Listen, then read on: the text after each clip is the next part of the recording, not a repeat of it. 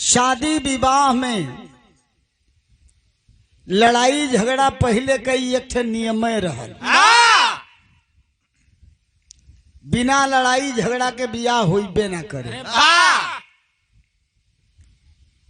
काशी नरेश के द्रविड़ नरेश धोखा देहलन। काशी नरेश भी केहू के साथ अपमानजनक व्यवहार कैलन। ओकर नतीजा का निकलल, बात हमें से हुई। चला मास्टर स्वर्दा।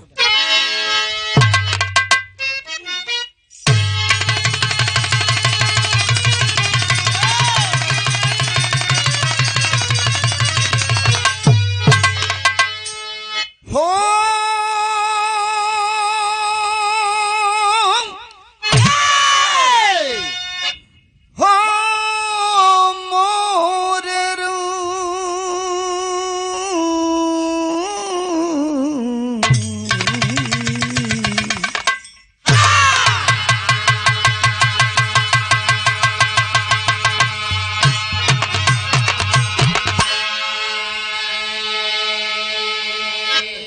भूमिका में भाव दिया गया है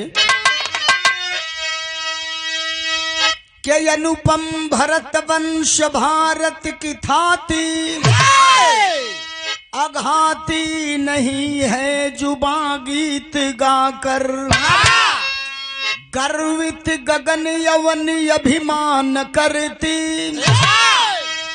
गए जो भूमंडल पे भुजबल दिखाकर किया नाम रोशन वो रणधीर रण में जाहिर किया जो जवानी का पानी रखेगा इतिहास आंचल में उसको सदा नौजवानों की नैतिक निशानी।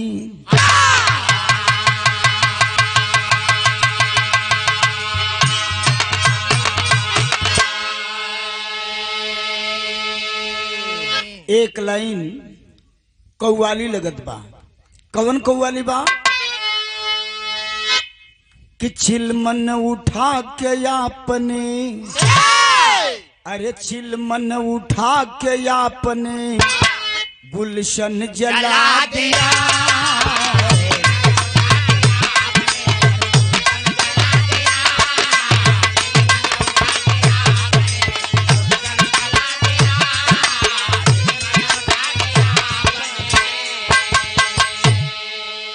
के चिलमन उठा के आपने गुलशन जला दिया। तो पर्दे में अरे पर्दे में रहने वाली क्यों, अब पर्दे में रहने वाली क्यों पर्दा उठा दिया।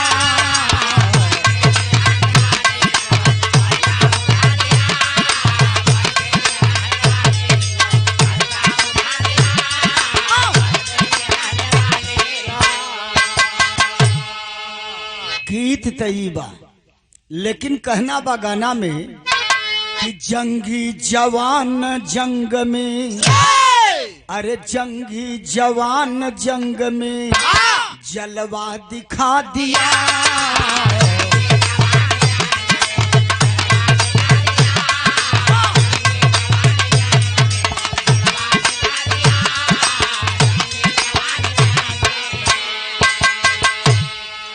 हाँ जंगी जवान जंग में जलवा दिखा दिया।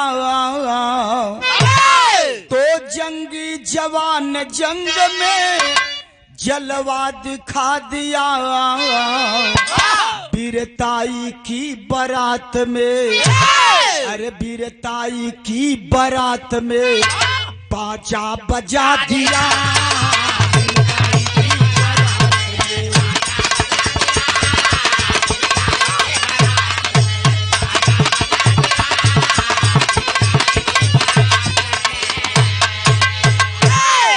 यहीं से कहानी की शुरुआत है।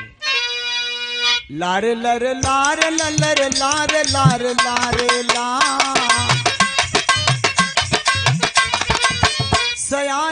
बेटियां स्वयंवर भूप रचवाए।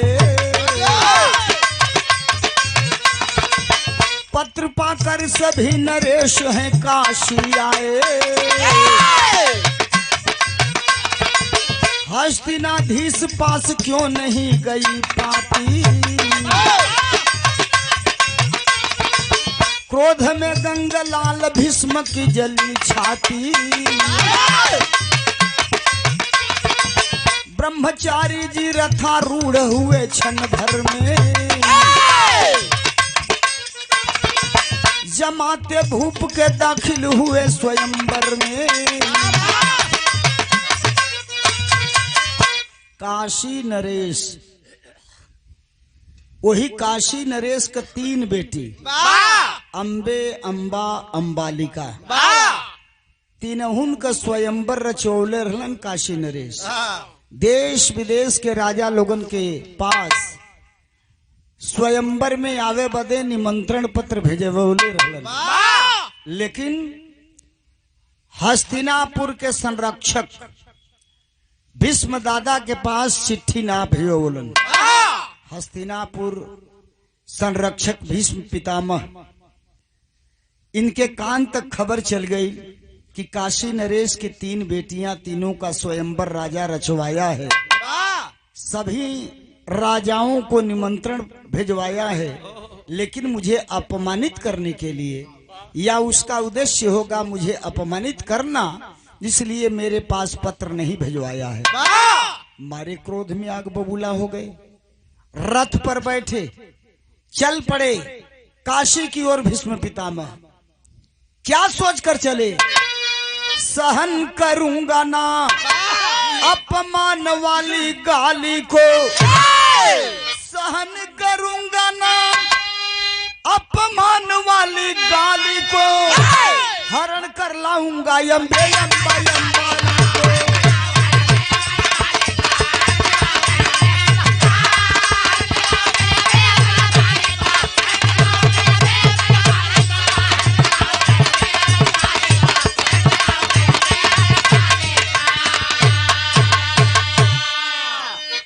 घर में घुस के, यानी स्वयंवर में जाके आकाशी नरेश हमके अपमानित करी हन, उनके घरवे में उन्हें हम बेइज्जत करब। तीनों लड़किन के उनका अपहरण करके हम लेके आई हस्तिनापुर। रथ पर बैठलन, पहुंच गिलन कहा, काशी में भीष्म पितामह अकेले। उन्हें तो सेना न रहल कुल, इन्हें अकेले काशी में पहुंचलन, स्वयंवर शाला में पहुंचलन, जहां देश विदेश का राजा लोग बैठल बा। भीष्म पितामह के लोग देखलन, टांट कसे लगलन, हाँ व्यंग बोले लगलन, व्यंग बोले लगलन। आज जब व्यंग बोले लगलन, उस समय के भाव बा, एक लाइन गीत लगत बा। कौन गीत बा?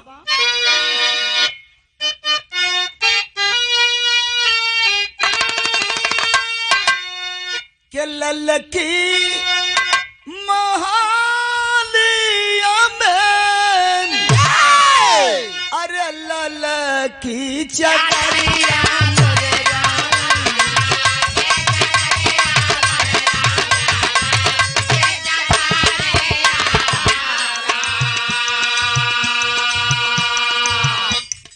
हे रामा ललकी हो चदरिया, हे रामा लाल की हो चदरिया, जनवा मारे हो।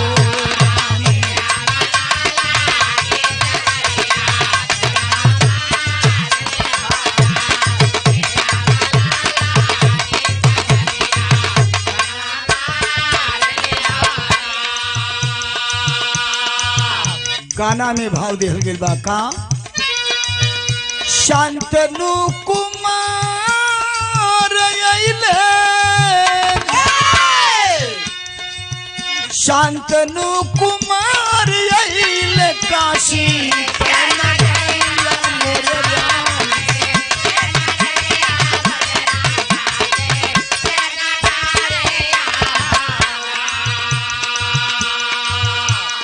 हे रामा होला व्यंग बाण,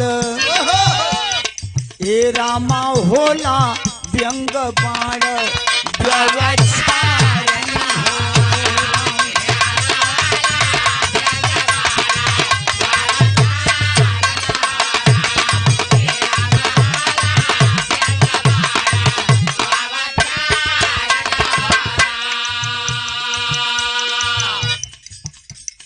ये वीरेंद्र यादव जी ड्राइवर साहब सरवा की धरती से 100 रुपया पुरस्कार बा। आपके धन्यवाद बा। सबके यथोचित नमस्कार प्रणाम चरण स्पर्श बा। राजा लोग काव्यंग लोग बोलत बा बनिता प्याज ब्रह्मचारी जी बहकले मालूम अनंग यंग अंग बाण बेधले। हई देख भीष्म दादा का कसम खैले हुवन कि हम ब्रह्मचर्य पालन करब, आजीवन कुंवारे रहब, बियाह करबे ना करब। स्वयंवर का चर्चा कान तक का पहुंचल कि आ गइलन मेहरारून खातिर के काशी में स्वयंवर में। जल से या छूता ना बा केहू का जीवनिया का धरती पर ऐसनो केहू बा जेकर जिंदगी बिना पानी के चैन से रहे ना केहू का ना। तब भीष्म पितामह कैसे रही हन। जल से या छूता ना बा केहू का जीवनिया प्यार का गुलाम होले पगली जवानी।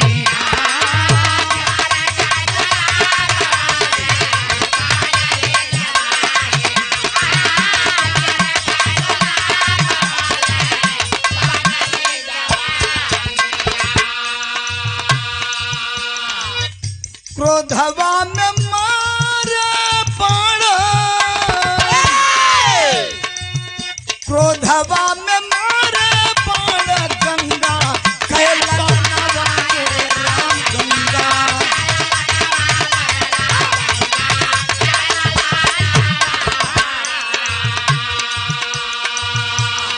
ए रामाली हले अरे ए रामाली हले सिर से मुकुट उतारन हो।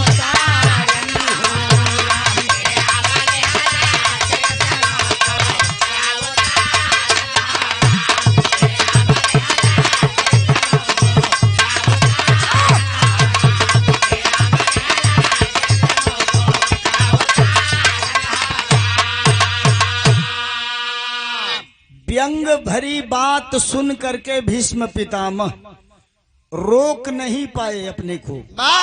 धनुष पर बाण रख करके ऐसा बाण चलाए, ऐसा बाण मारे कि जितने राजा लोग मुकुट सिर पर धारण करके बैठे हुए थे सारे राजाओं के सिर से मुकुट बाण के बल से जो है उतार लिए।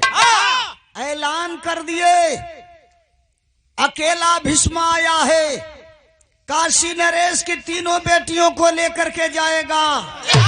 जिसमें दम हो हिम्मत हो वो आगे आ सकता है मुझसे लड़ाई करने के लिए। काशी नरेश तूने मेरा अपमान किया है इसलिए भीष्म आया है, तेरी बेटियों को लेकर जाएगा।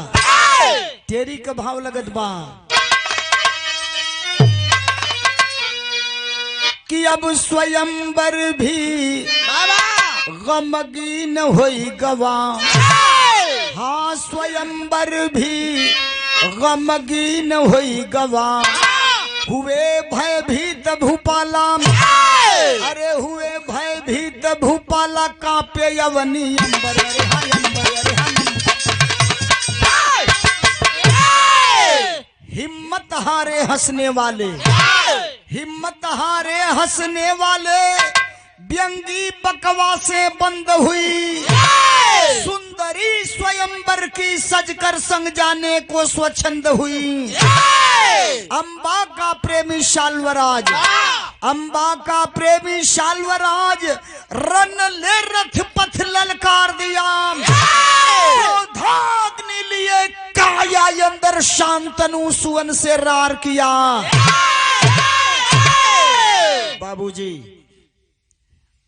आदेश देते हैं कि काशी नरेश, अगर तू अपनी जिंदगी सकुशल जीना चाहता है तो अपनी तीनों बेटियों को बोल दो, कह दो मेरे रथ पर सवार हो जाएं, वरना तुम्हें जान से हाथ धोना पड़ेगा और तेरी तीनों बेटियों को तो लेकर के मैं जाऊंगा ही। आखिर करें तो का। काशी नरेश मौन, अंबे अंबा अंबालिका धीरे से जाकर के भीष्म पितामह के रथ पर बैठ जाती हैं। तीनों को लेकर के चल पड़े भीष्म पितामह। लेकिन उसी स्वयंवर में पहुंचा था शाल्वराज। शाल्वराज पहुंचा था जिसका प्यार था अंबा से। मझली लड़की जो काशी नरेश का रहल अंबा, उसे होकर प्यार रहल। आई दोनों प्रेमी प्रेमिका वादा कैले रहलन कि यही स्वयंवर में, अंबा कहले रहल कि यही स्वयंवर में हम तोहके माला पहनाई, आपन पति बनाई। शाल्व सोचा कि अंबे को, अंबालिका को लेकर के भीष्म चले जाते तो कोई दिक्कत नहीं थी। हमारी होने वाली पत्नी को भी लेकर के जा रहा है तो भाई ये तो बर्दाश्त के बाहर की बात है। शाल्व माना नहीं, दौड़ करके आगे जा करके भीष्म पितामह की राह रोक लिया। जब भीष्म पितामह का रास्ता रोक लिया उस समय भीष्म कमान से चला बाण, भीष्म कमान से चला बाण, झट शाल्व की धनुषा टूट गई, बध गया बाण के बांधों से, भय खाया हिम्मत टूट गई।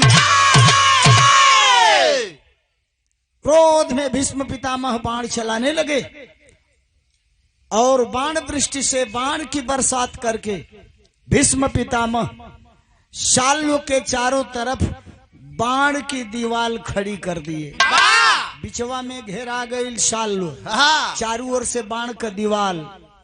शाल्व सोच गया कि मेरी जान बचेगी नहीं। अच्छा तो जान सकुशल बची तो बहुत अंबा नियर मेहरारू मिली है। हाथ जोड़ करके शाल्व भीष्म पितामह से कहा, ले जाइए, ले जाइए, जिंदगी रहेगी तो अंबा जैसी बहुत सी औरतें मुझे मिलेंगी। मैं जा रहा हूं, मुझे जीवन दान दे दीजिए।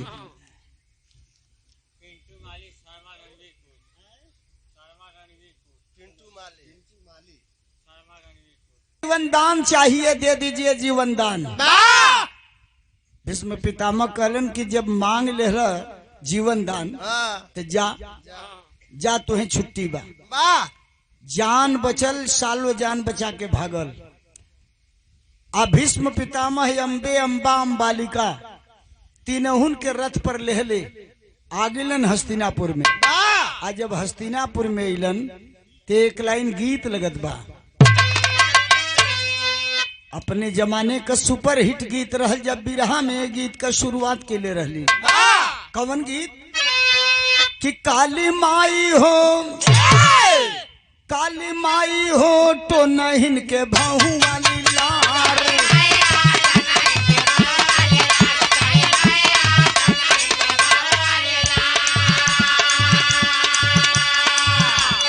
ओझा के ओझाई दे दो, सोखा के सोखाई दे दो।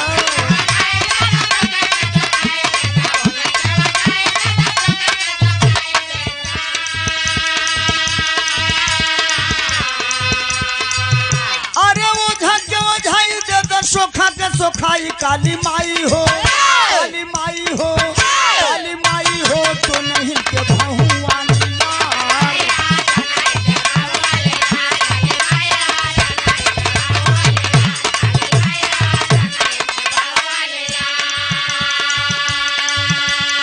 गाने में भाव दिया गया है, कहना है भूप बनले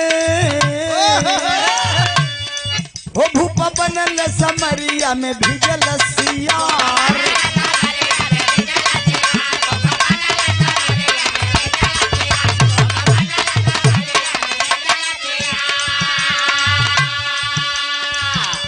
सुझे न उपाय घेर विपद बदरिया,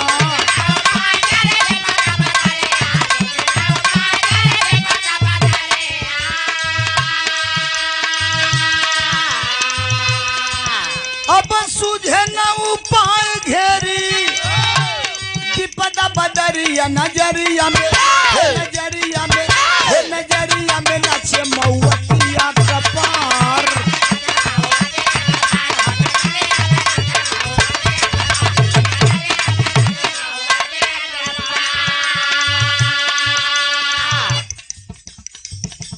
धूमधाम से तैयारी करोलन भीष्म पितामह। तैयारी करा के कैलन का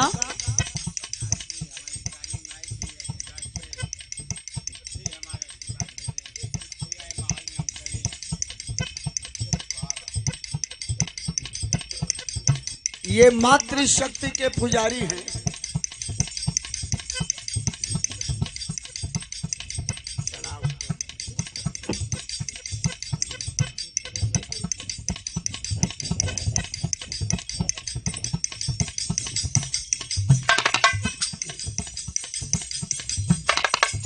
मातृशक्ति के पुजारी हैं आप। सरवा रणबीरपुर की पावन धरती से श्री पिंटू माली जी। दूसरा पुरस्कार आया है सादर 21 रुपए। कोटि कोटि भैया के नमस्कार प्रणाम, सबके नमस्कार प्रणाम, चरण स्पर्श। सिटी न दे।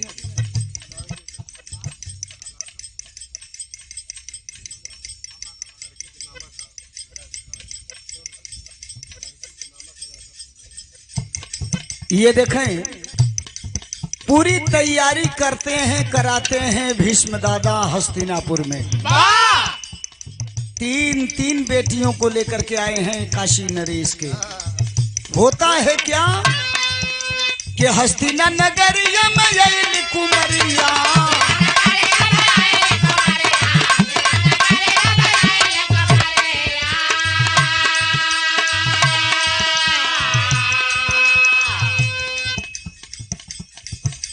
फेंके के ना न पड़ी हमके।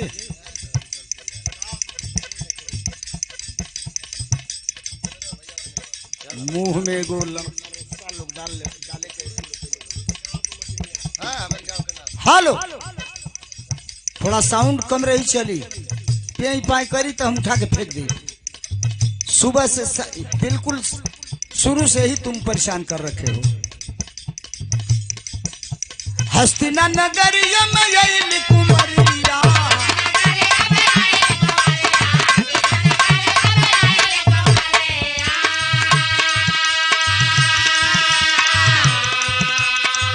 अरे हस्तिना नगरिया में यही कुमरिया बखरिया में हो बखरिया में हो बखरिया में बाजे शहनाई झोंकेदार।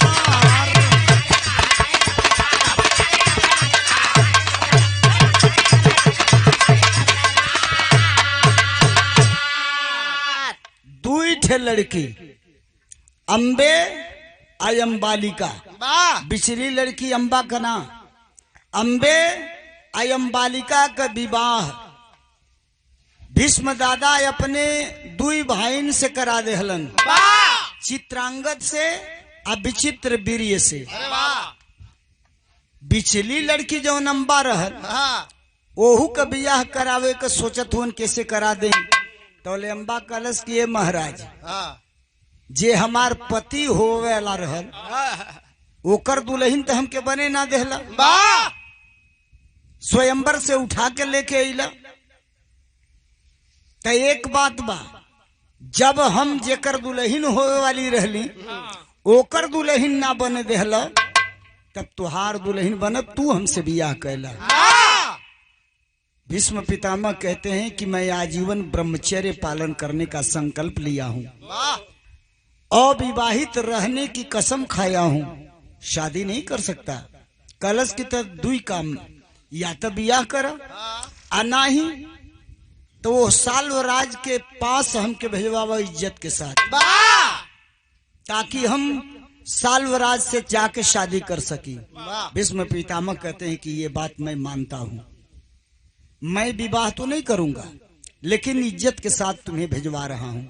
अपने रथी को बुलाते हैं, रथवान को बुलाते हैं, अम्बा को रथ पर बैठाते हैं, सारथी से कहते हैं कि इज्जत के साथ ले जाकर के साल्वराज के पास इसे छोड़ाओ। सारथी रथ पर लेकर के अम्बा को चल पड़ा। तो गीत बदल गई। वह गीत बा कि हाथ में मेहंदी मांग से नूर, अरे हाथ में मेहंदी मांग से नूर बर्बाद तजर्बा।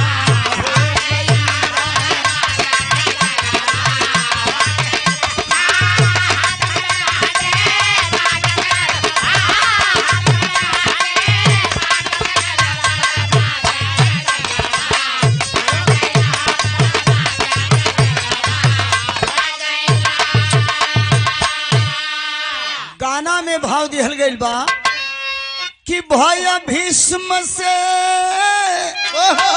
दूर भइल, अब भय भीष्म से दूर भइल मन मुदित गुजरिया हो गई।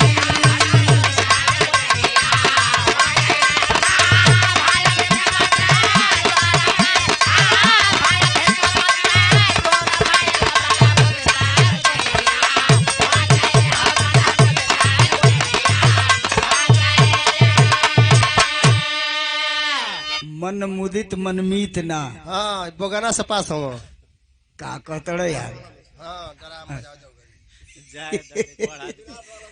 इतना बढ़िया ई जानकार होन साहित्य का।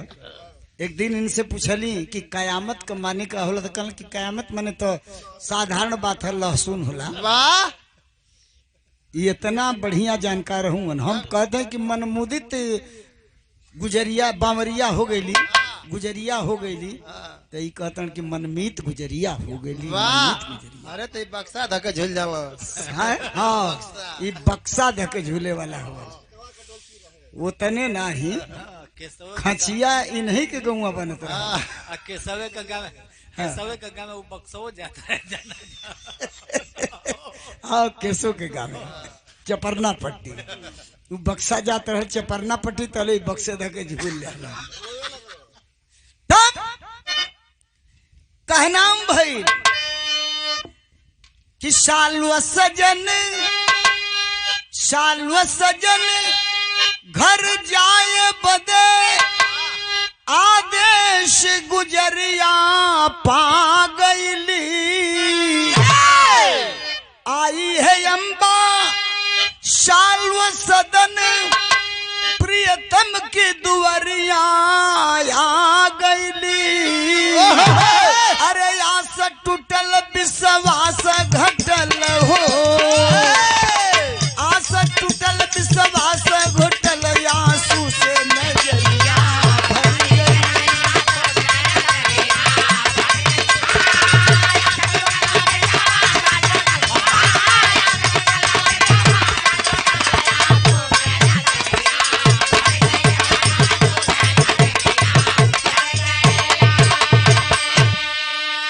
एकाएक सालो देखा है अम्बा को। अरे अम्बा यहाँ आ गई? कही हाँ। कैसे आ गई? बताई कि भीष्म पितामह इज्जत के साथ मुझे भेजे हैं। मैं आपकी होने के लिए कसम खाई थी, आपकी हूँ, आपकी ही बन करके रहूंगी। सालो कहा कि सुनो, भरे समाज में, भरी सभा के बीच से, भरे स्वयंवर के बीच से जो व्यक्ति तेरा अपहरण करके लेकर के जा सकता है, तो क्या वो तुम्हें इज्जत के साथ भेज सकता है? नहीं, मुझे विश्वास नहीं हो रहा है। जरूर भीष्म तेरी इज्जत लूट करके मेरे पास भेजा होगा। जाओ, मुझे अब तुमसे शादी नहीं करनी है। धोबी का कुत्ता न घर के न घाट के। हालत हो गई अम्बा का, उधर से भी गई इधर से भी गई। दुत्कार दिया, कहा कि चली जाओ। लाचार होकर, रुआसा चेहरा लेकर, उदास चेहरा लेकर के अम्बा चल पड़ी। अकेली जा रही है, जंगल के रास्ते से गुजर रही थी अम्बा। रास्ते में परशुराम जी से मुलाकात होती है। बाबा परशुराम हाँ परशुराम करताल वाला ना। हाँ हाँ जी कयामत का मने लहसुन बता सकेला हाँ तई भ्रम में पड़ सकेलन कि का जानी इहे रहल हो फरसा वाले परशुराम जी, ठीक ना। फरसा वाले परशुराम जी, परशुराम जी से मुलाकात हुई जो भीष्म के गुरु भी थे। परशुराम जी देखते हैं कि अकेली लड़की जंगल के रास्ते से गुजर रही है। पूछते हैं कन्या अकेली और इस जंगल के रास्ते से गुजर रही हो, तेरे चेहरे पर उदासी है। तब तक से आंख से झरझर झरझर आंसू गिरे लगल। रोने लगी अम्बा। रो मत बेटा, रो मत। आखिर क्यों रो रही हो? क्यों अकेले इस सुनसान जंगल के रास्ते से जा रही हो? सारी बात बताई अम्बा। मैं काशी नरेश की बेटी हूं, मेरा नाम अम्बा है। मैं शाल्वराज की पत्नी बनने वाली थी, लेकिन भीष्म पितामह बीच स्वयंवर से मेरा अपहरण करके लेकर चले गए हस्तिनापुर। भीष्म पितामह के सामने मैं प्रस्ताव रखी कि या तो वो मुझसे शादी करें, नहीं तो फिर मुझे शाल्व के पास भिजवा दें। तो भीष्म पितामह चूंकि संकल्प लिए हैं कि मैं शादी ही नहीं करूंगा, आजीवन कुंवारा रहूंगा, इसलिए मुझे शाल्व के पास भिजवा दिए। और अब शाल्व भी मुझे ठुकरा दिया, वो भी मुझे पत्नी बनाने से इनकार कर गया। परशुराम जी पूछते हैं तब चाहती क्या हो? अम्बा कही कि मैं चाहती हूं कि भीष्म पितामह ही मुझसे अब शादी करें। परशुराम जी कहलन कि सुना, भीष्म तो मेरा चेला है, चलो चलो मेरा चेला है, मैं गुरु हूं, कह दूंगा शादी कर लेगा। अम्बा को लेकर के परशुराम जी चल दिए। पहुंचे हैं हस्तिनापुर में भीष्म पितामह के पास। भीष्म अपने गुरु का चरण स्पर्श करते हैं, आसन देकर बैठाते हैं, सम्मान करते हैं। फिर पूछते हैं कैसे आना हुआ गुरुजी? परशुराम जी कहते हैं कैसे आना हुआ, पहले इस लड़की को देखो, पहचानते हो? भीष्म पितामह कहें हाँ, ये तो काशी नरेश की बेटी है अम्बा। कहें बस तो इसी के लिए मैं आया हूं। इसके लिए क्यों आए हैं? परशुराम जी अपने शिष्य भीष्म पितामह से कहने लगे, यहां गीत लगत बा, मुरलिया अरे सरंगिया वाले कै डेरावा, सरंगिया वाले कै डेरावा बताई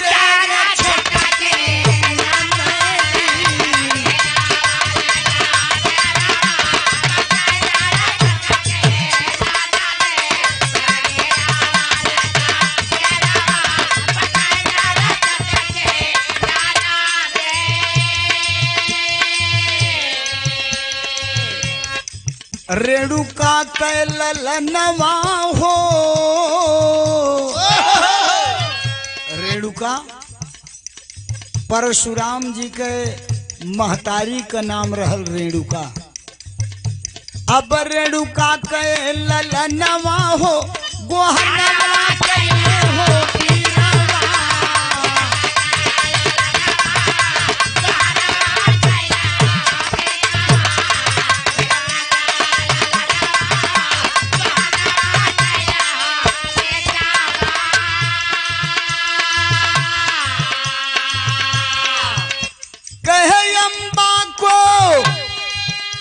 अपना लो इसका कोई नहीं सहारा हो।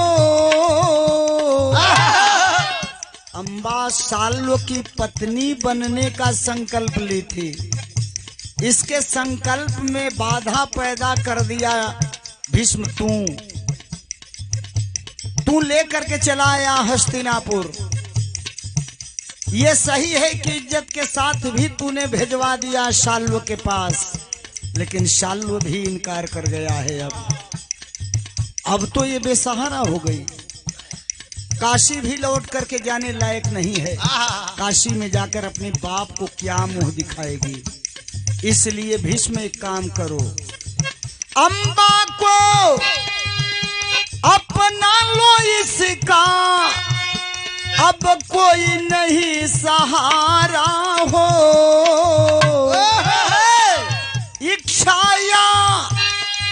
इच्छाया आदेश समझ लो, अरे कहना यही हमारा हो। बाधिल कर में कंगनवा हो, अरे बाधिल कर में कंगनवा हो, गोहनवा के हो दियवा।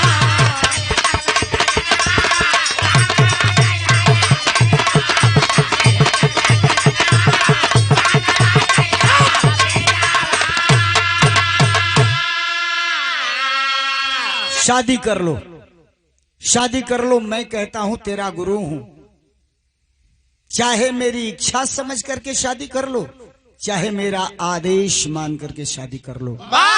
भीष्म पितामह अपने गुरु परशुराम जी की बात सुन करके बोल पड़े कि ऐ महामुनि, ऐ महागुरु, ऐ महामुनि, ऐ महागुरु, मैं महाधर्म का राही हूं।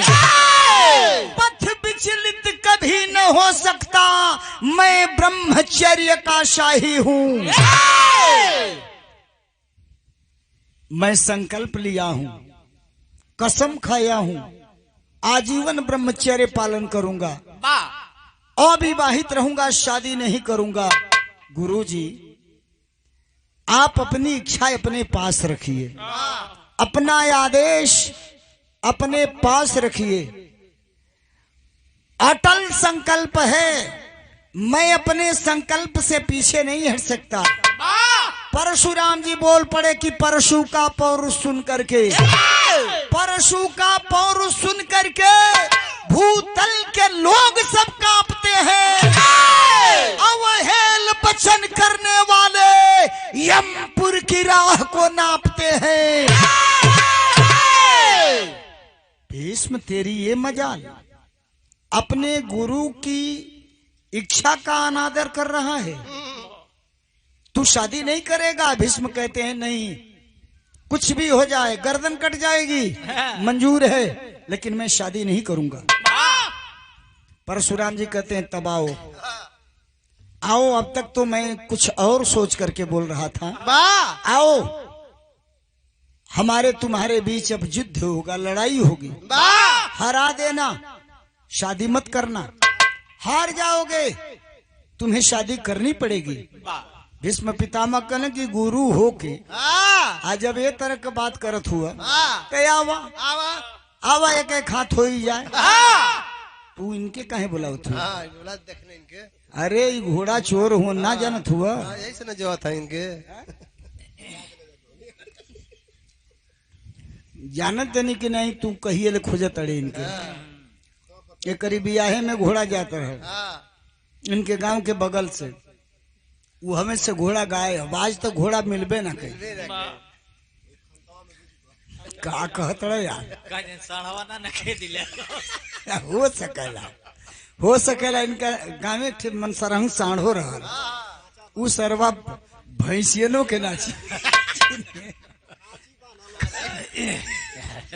भैंस के खचोली बना के और पीछे छुपनी बांधे लोग।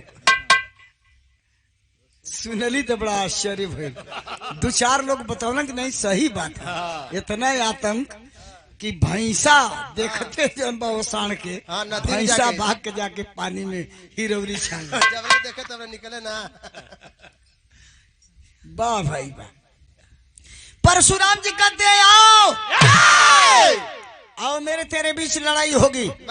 भीष्म पितामह ने कह दिया ठीक है, स्वीकार है चुनौती आपकी, आइए।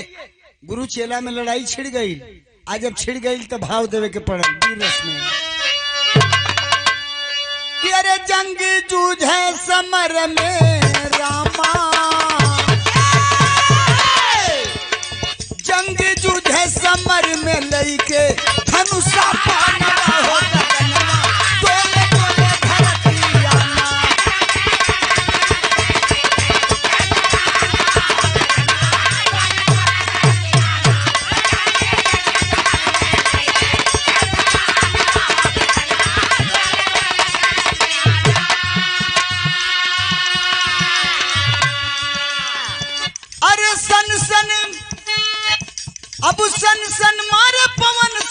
बनवा रण में बाका वीर जवान, रण में बाका वीर जवान। केवल फर्क गुरु यो चेला, केवल फर्क गुरु यो चेला। दोनों धरा वीर एक बेला, दोनों धरा वीर एक बेला। हनी हनी अरे हनी हनी अपना बाण चला के, हनी हनी अपना बाण चला के, सर सर से सर सर टकरा के, सर सर से सर सर टकरा के। लागी आग व्योम में रामा, लागी आग व्योम में बोलो। इंद्र सानवा हो गगनवा, तुम्हें बोले धरतियाना।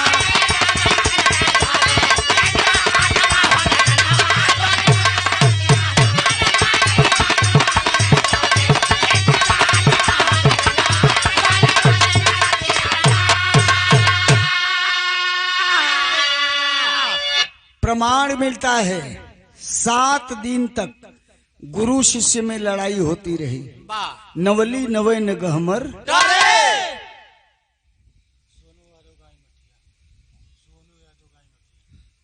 गाई मठिया की पावन धरती से आदरणीय श्री सोनू यादव जी सादर 100 रुपए पुरस्कार प्रदान किए हैं। भैया को नमस्कार प्रणाम, सबको नमस्कार प्रणाम, चरण स्पर्श। 7 दिन 7 रात लड़ाई हुई, लेकिन न भीष्म कहीं से कमजोर, न परशुराम कहीं से कमजोर। परशुराम जी सोच गए कि है तो चेला, ये भी पीछे हटने के लिए तैयार नहीं है, लड़ाई बंद कर देना ही ठीक है। कहते हैं परशुराम जी भीष्म से रोको, लड़ाई रोको। लड़ाई रुक गई। अंबा से कहते हैं कि अंबा आखिर अब मैं क्या कर सकता हूं तेरे लिए, जो कुछ करना चाहिए था मैं कर चुका। देख रही है वो भी पीछे नहीं हटने को तैयार है। बस जो हो गया सो हो गया, अब मैं जा रहा हूं, मैं शादी नहीं करवा पाऊंगा, तुम्हारी जो इच्छा करे सो करना। परशुराम जी चल दिए। भीष्म से कहते हैं बेटा चाहे तू शादी कर चाहे न कर, अब मैं कुछ नहीं बोल सकता। कह करके भीष्म से परशुराम जी वापस चले जाते हैं। अंबा सोच गई कि मेरे घर में मेरा अपमान हुआ, स्वयंवर में मेरा अपमान हुआ, तो मेरे घर में अपमान हुआ। इन्हीं के कारण मेरा होने वाला पति भी मुझे अपमानित करके दुत्कार करके अपने राजद्वार से वापस कर दिया। दूसरा अपमान, तीसरा अपमान, फिर यहाँ पर आखिर कई बार अपमान सहूंगी। बस अंबा चल पड़ी, और जब चल पड़ी तो भाव देना पड़ा है।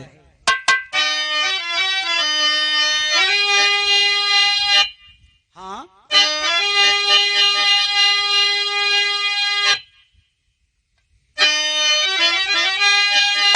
निरजन बनवा, अब निरजन बनवा में रोवे कोई लरिया भैया।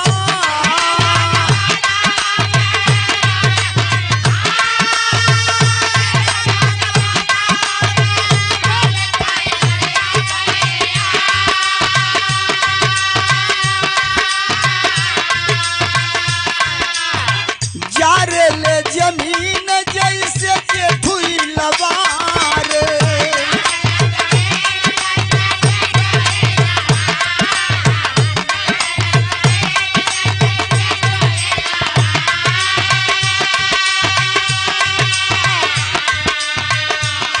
हो स्वाति के बूंद बिना, स्वाति के बूंद बिना तरसेला पतिया पंचो।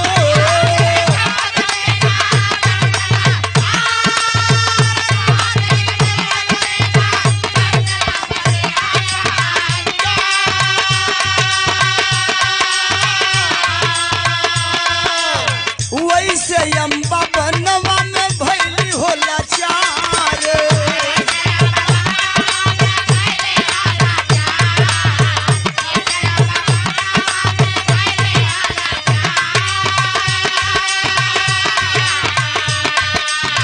करली तपस्या हो, करली तपस्या महादेव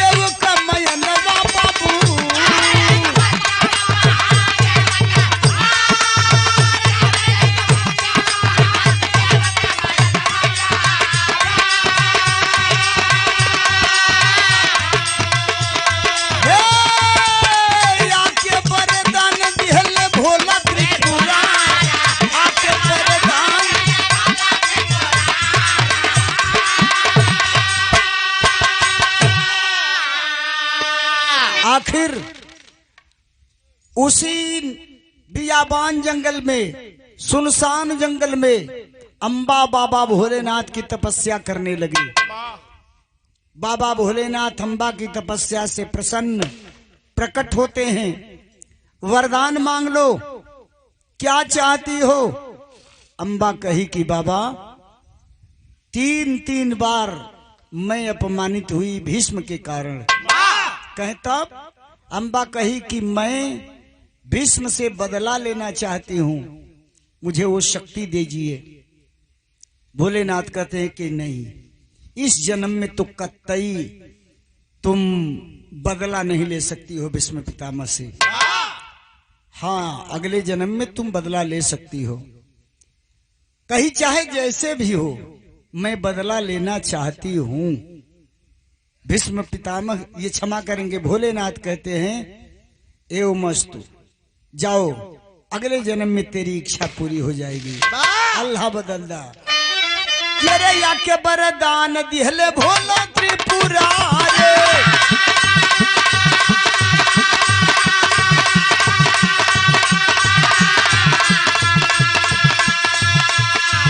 अब लिहल जन्म अंबा द्रुपद भवनवान।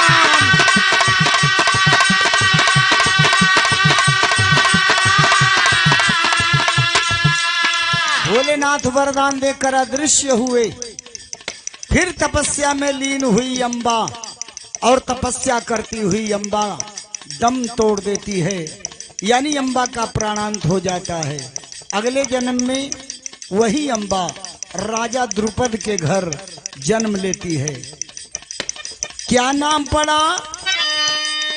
अरे लिहल जन्म अंबा द्रुपद भवनवा।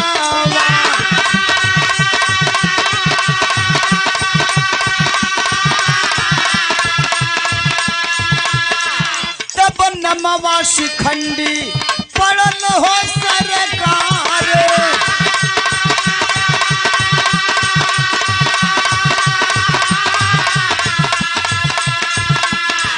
अब छीड़ल, अरे छीड़ल महाभारत वाली जब की लड़ाई।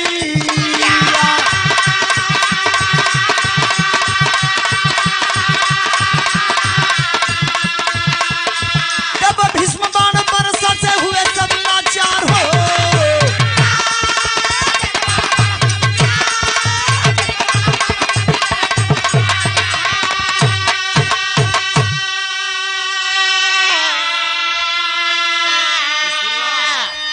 भैया वही अंबा राजा द्रुपद के घर जन्म लेती है। नाम पड़ा शिखंडी। महाभारत की लड़ाई छिड़ी।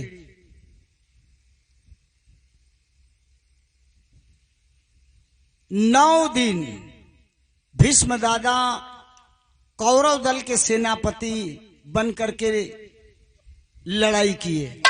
9वें दिन ये क्षमा करेंगे।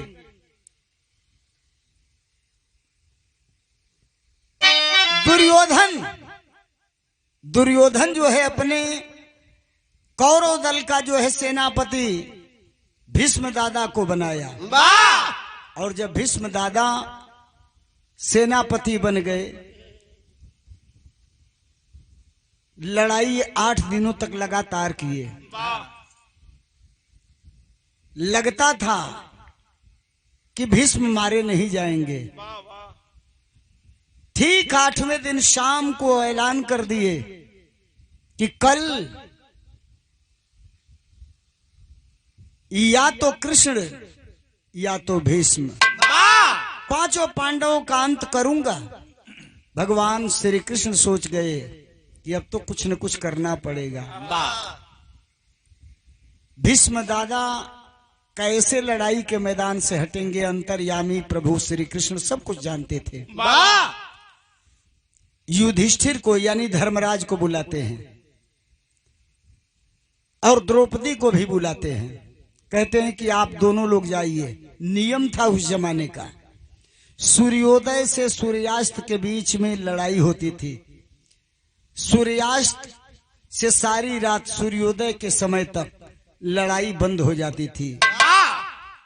कौरव दल का कोई वीर हो या पांडव दल का कोई वीर हो, एक दूसरे के खेमे में आते जाते रहते थे। रात को कोई लड़ाई नहीं, कोई घात नहीं। लड़ाई बंद हो चुकी थी, सूर्यास्त हो चुका था। भगवान श्री कृष्ण धर्मराज को बुलाते हैं, द्रौपदी को बुलाते हैं, दोनों से कहते हैं आप लोग जाइए भीष्म दादा के खेमे में।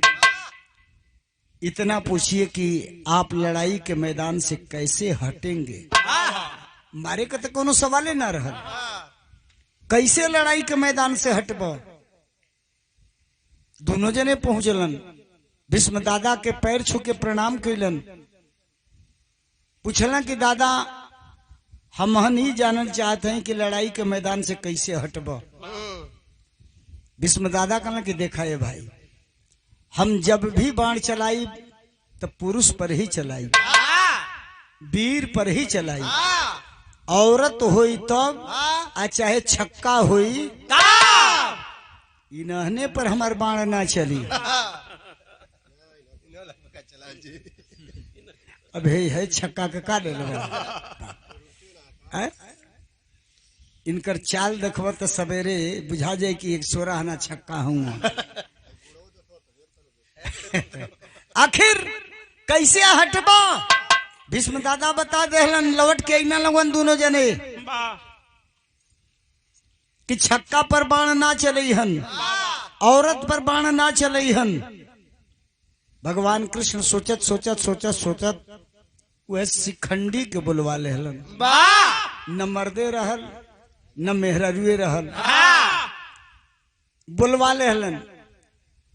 सवेरे लड़ाई के मैदान में जाए बदे तैयारी हो गई। भगवान कृष्ण तो सारथी रहबे कैलन, रथ पर आगे वही शिखंडी के जौन छक्का रहल शिखंडी के आगे बैठा लेहलन और करी पीछे अर्जुन जी के।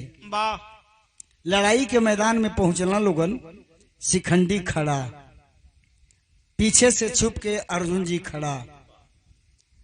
भीष्म पितामह देखते हैं शिखंडी को, उनके देखने में दो सूरत।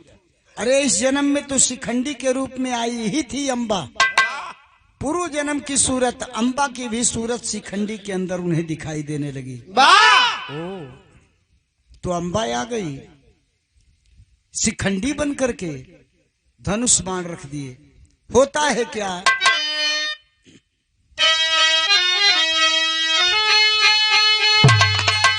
अरे अपन पौरुष का पता काम, अपन पौरुष का पता काम फहराव बिरवाम तो धन्य, अरे धन्य धन्य धर्मधारी हो गंगा के हीरवा।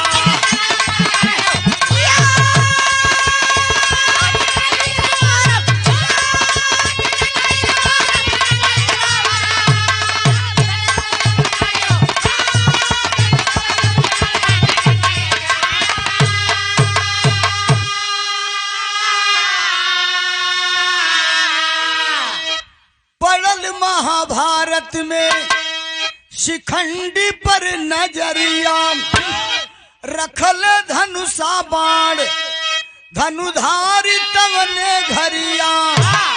तहिया भीष्म के बक्षस्थल में बेधाइल तिरवा, धनुष बाण रख दिए। बता ही चुके थे कि नारी पर मैं बाण नहीं चला सकता, छक्का पर मैं बाण नहीं चला सकता। शिखंडी, अरे भाई पूर्व जन्म की नारी, इस जन्म में छक्का, दोनों सूरत दिखाई दे रही है। धनुष बाण रख दिए भीष्म दादा धरती पर। भगवान कृष्ण अर्जुन से इशारा करते हैं कि अब क्या देखते हो, शिखंडी आगे है, पीछे से वार करो। शिखंडी के पीछे से अर्जुन जी बाण चलाने लगे। भीष्म पितामह के अंग प्रत्यंग में बाण चुभने लगे, धराशायी हो गए। बाण की शैया पर भीष्म दादा लेट गए, जबकि उनको वरदान था इच्छा मौत का।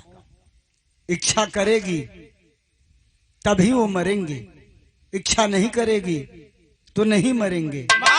सरसैया पर लेटे हैं, जाकर के पूछते हैं भगवान कृष्ण कब तक आप जिंदा रहना चाहते हैं? भीष्म पितामह कहते हैं तब तक जब तक सूर्य उत्तरायण न हो। जब सूर्य उत्तरायण होगा तो उसी घड़ी में, उसी पल में मैं इस दुनिया से विदा होना चाहता हूं। हुआ वही तो अम्बा बिरहिनिया के बिरह करनवा सरसैया पर सोए भीष्म दादा तव ने छनवा तज कर आगे मऊवतिया जकर आगे मऊवतिया झुकावे सिरवा तो धन्य धन्य धर्मदारियो गंगा के।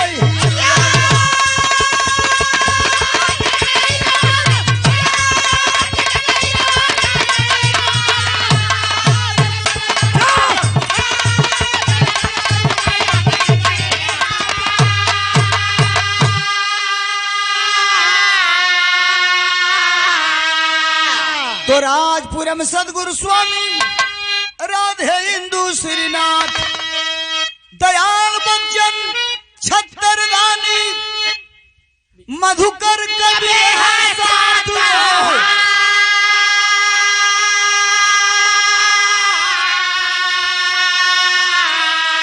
अब स्वयंवर भी गमगीन होई गवा पर सुविजय कांत मिश्रा लिखते एक नंबर।